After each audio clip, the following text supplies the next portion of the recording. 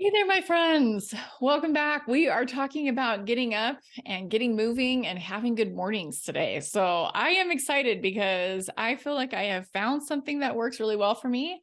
This is not a one size fits all kind of podcast. I'm going to talk to you about what works for me and why, and ways that we can wake up and not feel super groggy. I think one of the pain points for people is when they stay up late and they struggle to wake up in the morning and then they feel like they're reacting to their day. And it's really easy to get burned out when we're living that lifestyle and we're kind of in that headspace. So I just wanted to talk about mornings today and what I have done over the years that have really helped me to feel more awake and alive and feel better.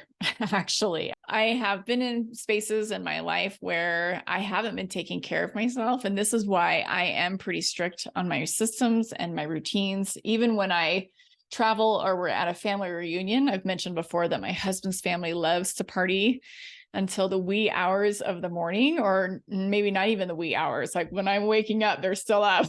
They haven't gone to bed yet. And I don't do well living like that. Not that I've ever stayed up that late, but staying up late and waking up late isn't something that feels good to me. And I spend some time coaching on this. And so I wanted to do a podcast about this today. We get a lot of advice about what creates a perfect morning, getting up, quote unquote, on time and creating a routine that helps us to be the most productive and the most alive and the most amazing human being ever. Whether or not you're a morning person, I also find really interesting. I am not a morning person. I'm going to talk a little bit about that. But like I said, I don't really feel like there is a one size fits all approach to your mornings. What I recommend for sure is that you are taking notes and you're thinking about what's working for you and what's not working for you. And you continue doing things that work really well for you and leaving the rest behind. Like I said, I think that there's a lot of really good information out there. And I have learned some things about mornings from other people, which I've really appreciated. But I want you to just kind of take all this information with a grain of salt, knowing that something that's working for someone might not be your specific cup of tea. So wherever you're at, creating your morning routine or what it is that you're doing in the morning, I want you to just focus on working on one thing at a time. Anytime you're trying to change a behavior, you just want to work on one thing at a time and improve from there. So I think sometimes we get a lot of great morning advice. We get inspired by something that lights us up and we're like, okay, I'm going to do all the things. I'm going to wake up at 5 to make sure that it happens. And we try to incorporate your ideal on the very first day. And of course, we're going to crash and burn with that because there's just too many things that we're trying to incorporate. And we end up not being able to hold on to some of these new routines. And so we end up drawing inaccurate conclusions about ourselves, like, well, I'm just not a morning person, or I'm just not cut out for this, or I can't do this. And none of that is true. Like I said, I wouldn't necessarily consider myself a morning person. I definitely don't bounce out of bed every single day. I like to take my time getting up. And what makes mornings easier for me for sure is making sure I go to bed at a really decent time for me. And again, that's personal. I know that there are some things that we can do to maximize our sleep and increase the quality of sleep that we have. But I also feel like what works for one person isn't necessarily going to work for everyone. And that's going to depend on your body rhythms as well as your lifestyle and what your family dynamics are currently. But one of the things that I do love to say, one of my mottos, I guess, in my life is that your day starts the night before. So I do try to really think about setting my future self up for success in the morning by what I'm doing the night before. I kid sometimes with my kids and I'll ask them, you know how grown-ups sleep in, right? And they're like, they go to bed early, Mom, because I've said it so many times. So if you really want to sleep in your life, just think about going to bed a little bit earlier. That's how I have been successful doing it. I've heard other people talk about it like that. And I know for me, this is something that works just because I also know that trying to keep the same schedule 7 days a week helps us to get up in the morning and helps us to feel more alive instead of feeling groggy. If you're sleeping in on the weekends and you are trying to wake up at 5 or 6 o'clock in the morning. On weekdays, it can be tricky. It can be hard on your body. So like I said, I'm neither a morning person and I'm not a night person either. Not a night person either. I have a joke with my friend that we are day people. I am a day person. I used to stay up later at night and get things done and sleep until 9 o'clock in the morning. So I've kind of been all over the place as far as where I have been functioning in my life. And I feel like I've landed in a really good place right now. And again, I think it's because there's structure and there is routine that works for me right now that I have kind of fine-tuned and tweaked over time. What I do love to do, though, even though I'm not a morning person, I don't like wake up and bing, I'm ready to go, but I do love to get things done in the morning. And the reason why is because it's quiet and my brain has a really easy time staying focused. It's easier for me to be creative. I do my best thinking in the morning. And I also just love to kind of just chill out. It's a really quiet time during the day that I can be more meditative. And I just enjoy that. I enjoy doing that as part of my self-care routine. Doing nothing, I think, during the day, just to be able to focus on infinite possibilities is really important. And I know people don't often think like that, but I love to do that. And I think when I'm not doing that, that's when my life starts to feel frantic and chaotic and very kind of confined into this place, which creates overwhelm and stress for me. So like I said, I think we have problems when we wish we were getting up at a different time of the day. You might want to wake up earlier just to have a handle on the day, a better handle on the day, like I was just talking about. You might feel like you're just reacting to your day right now or putting out fires all day long, and you might long for some quiet time. That might be a really good reason to start to focus on waking up earlier, some of the things that we're going to be talking about in the podcast today. You might also want to wake up and get something done. Like you might want to wake up and start an exercise routine. And you just feel like you can't be consistent unless it happens earlier on in the day. I totally get that. I don't wake up and exercise right away, but I do have a consistent routine of getting to the gym. But if I don't exercise or work out before 10 in the morning, it is definitely not going to happen. So if you need to wake up earlier to do that, that might be something that you're focused in on and a reason why you'd like to get up earlier. But let me just tell you, this happens all the time. There are the plans that we make for our life. And then there's what we actually do. I think we are more content with our lives. I think we are happier when we do the things that we say we're going to do, when we become more aligned with the way that we plan our lives, when we're doing our highest level thinking. I think when we wish all the time that we were able to do things differently than we actually do them, I think that causes a lot of discontentment, a lot of unhappiness, a lot of friction in our lives, and it doesn't create a great relationship with ourselves. So if you are struggling to follow through with your amazing ideas, I have the perfect course for you. It's called the Follow Through Formula, and you can find it on my app. I have an app that has a free mini course on there, the Follow Through Formula. All you need to do is just download the app. So if you've got an iPhone, it's the Apple App Store. If you have an Android phone, it's the Google Play Store, but the app is on there. It's called Mamas Who Do after the podcast. And the course, the mini course that I have on there for you is free. Here's the thing that I want you to understand when it comes to our plans. We make plans and we think we're going to love it. We think we are going to love executing on our plans. We plan for that, but that is not the case. One of the things that has really helped me out is understanding that when I make a plan, I can just plan on hating it the whole time, at least initially. And I know some of you are like, wait, what? Like, what's the point of doing that? I want to love my life. That's why I want to follow through on this plan. That's not true.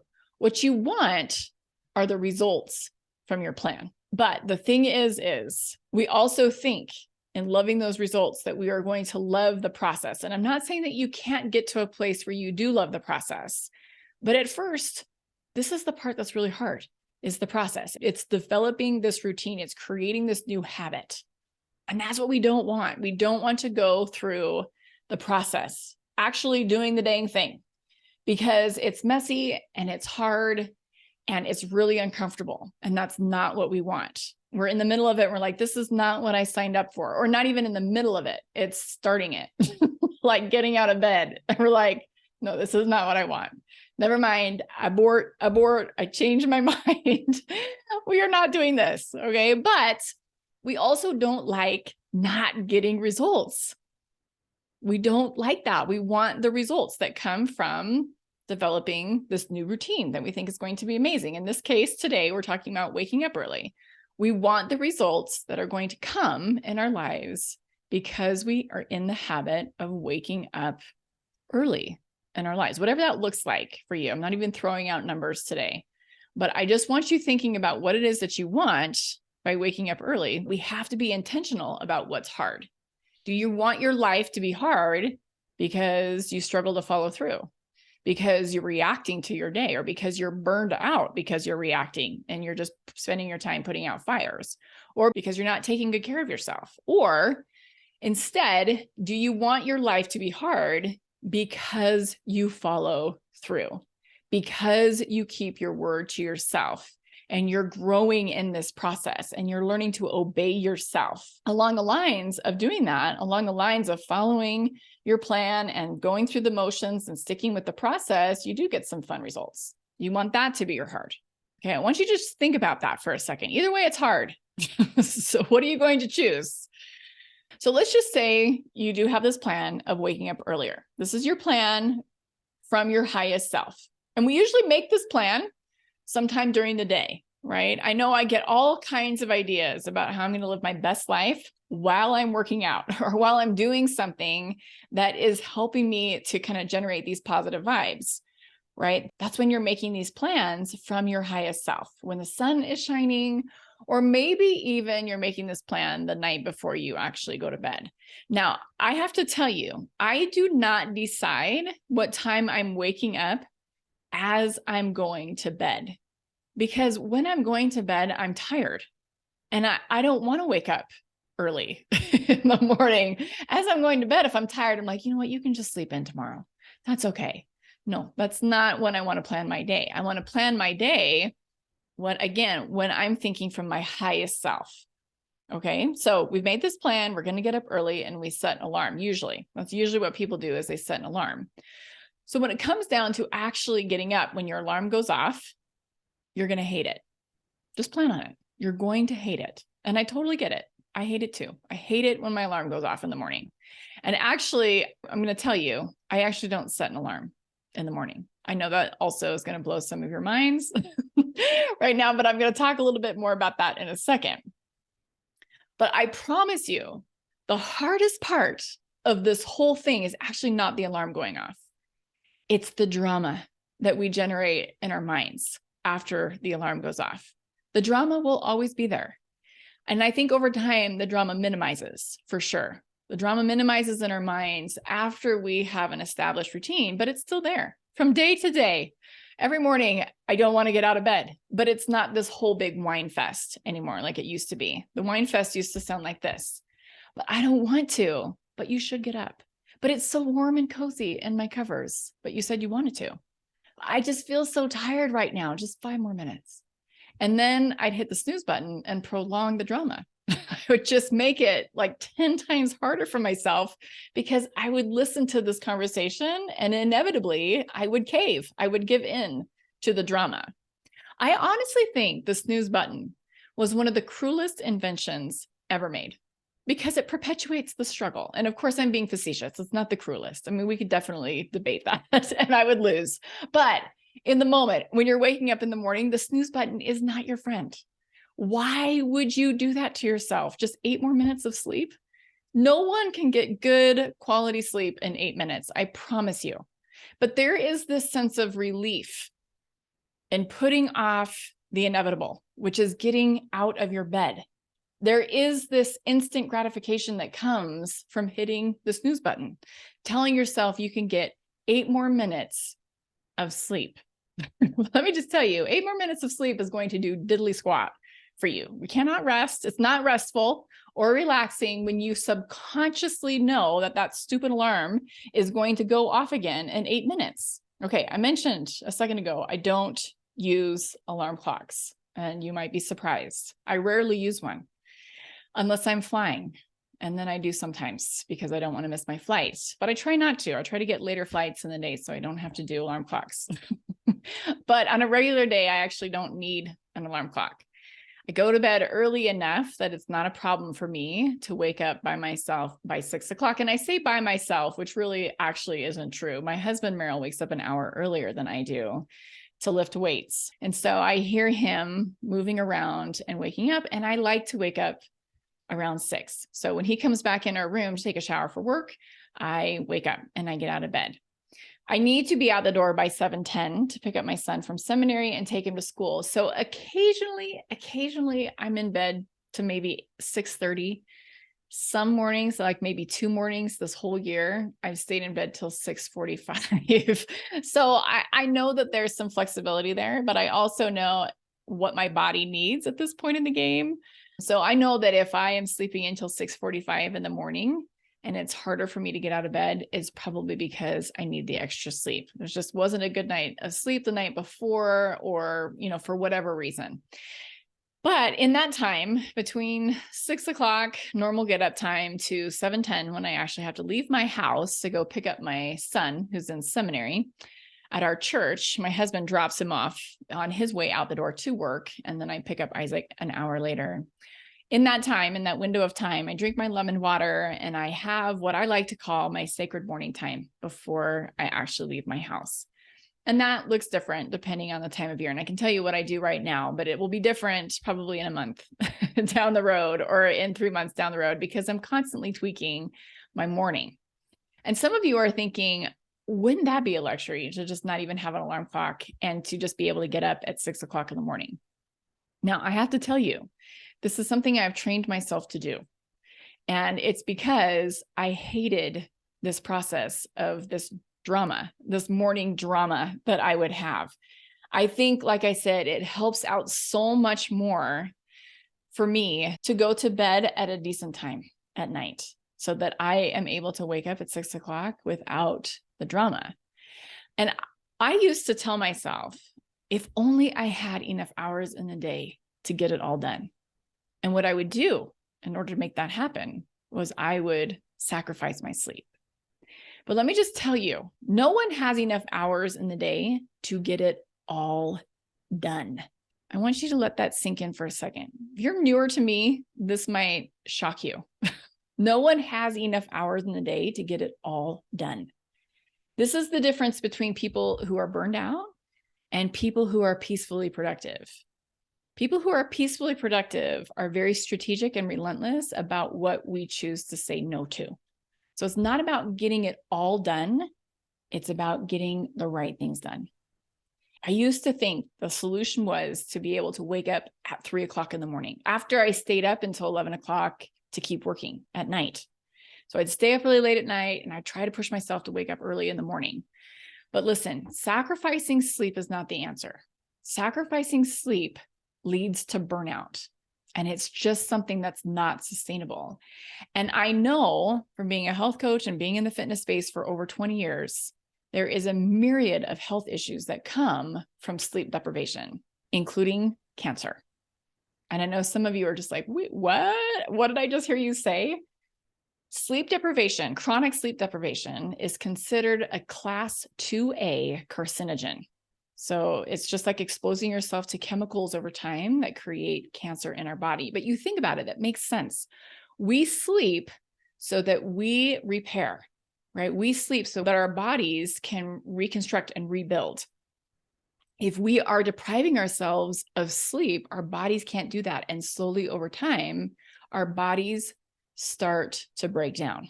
So the answer, instead of sacrificing your sleep or thinking that you have to stay up later, is learning self-restraint.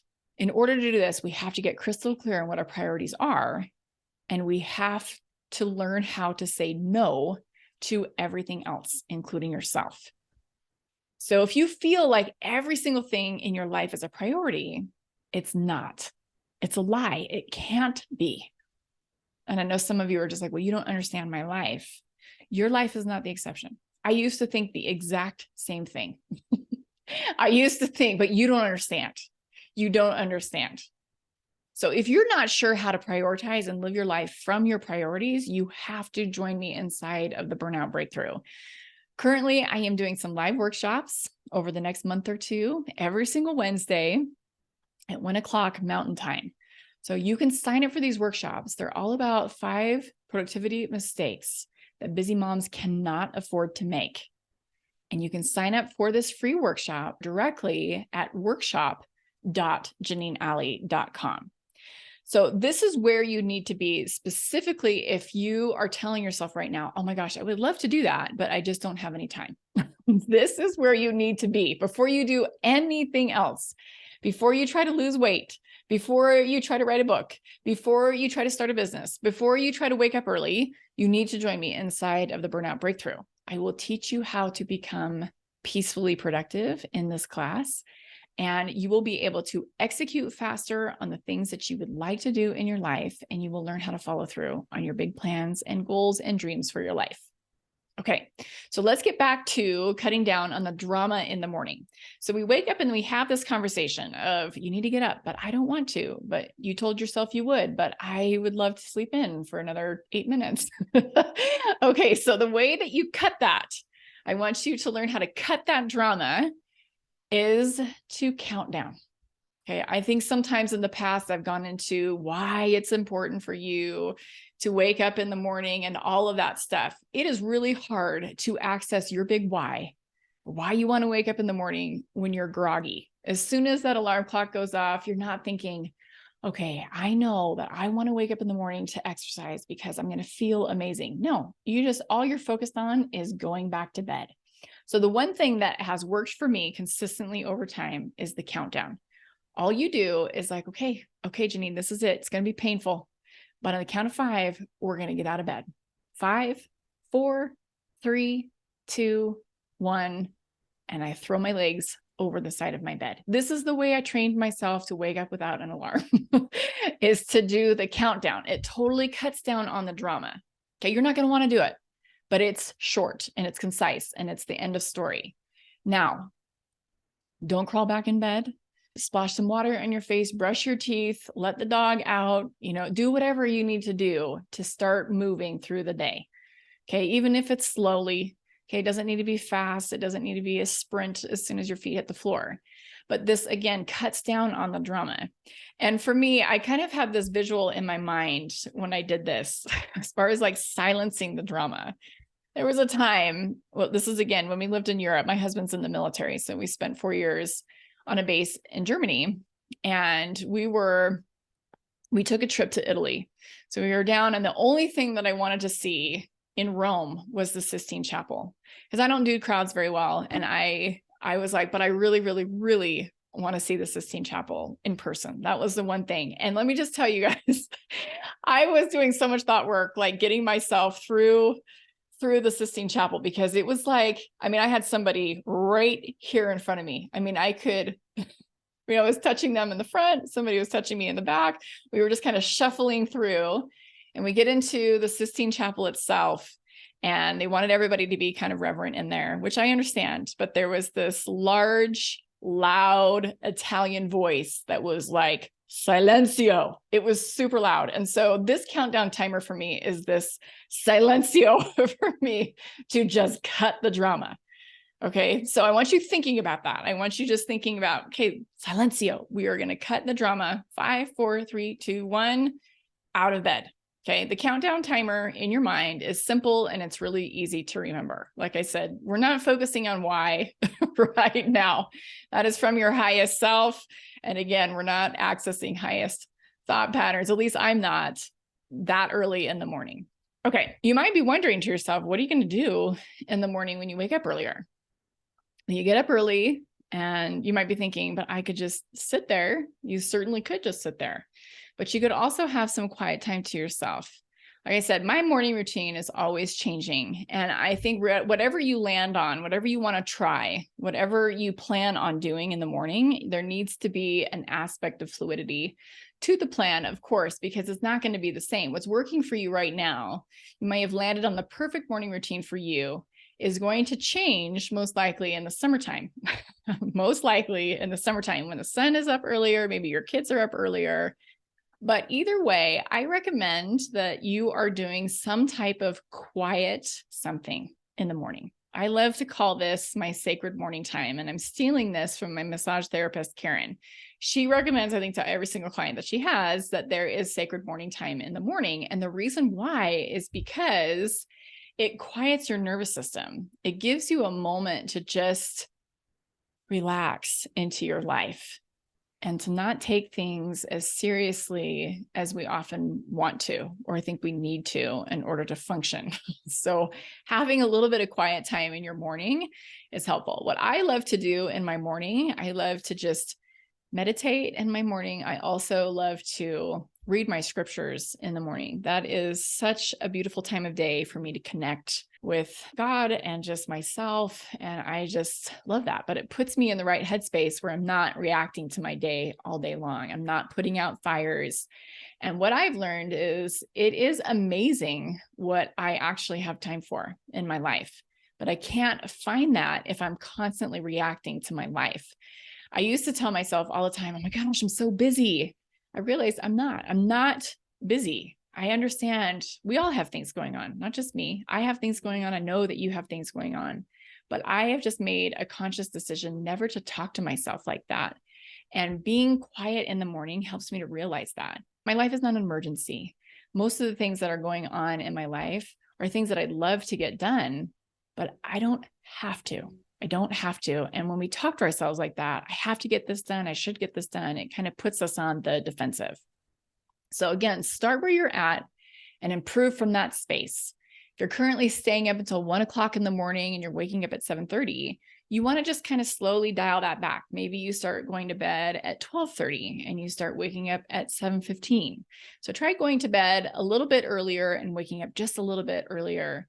There is an ideal window of time to be asleep. And research shows that if you're asleep between the hours of 10 o'clock at night and 2 o'clock in the morning, you get the highest quality sleep. And I know you want to maximize the 7.5, maybe 8 hours that you have each night to be asleep. So you want to, again, wake up and go to sleep about the same time each day, even on the weekends, my friend, in order to feel refreshed and awake and alive when you do wake up on the weekdays when you need to. So I hope that this podcast episode was helpful for you today. I hope that you learned something new. And if this was helpful to you, I would love it if you shared it with a friend. So you can share it on social. You can just share it right there in whatever podcast app or platform that you're listening to. Just share it with somebody. That would be amazing. It would help me to get this information out into the hands of people who need it the most, or the moms, of course, the people I love. And I feel like we are the ones who truly do make the world go round in so many things that we do, but it's not helpful when we're feeling burned out and sleep deprived and tired. So I love you guys. I hope you guys have a beautiful rest of your week. We will talk to you guys soon. Take care. Bye.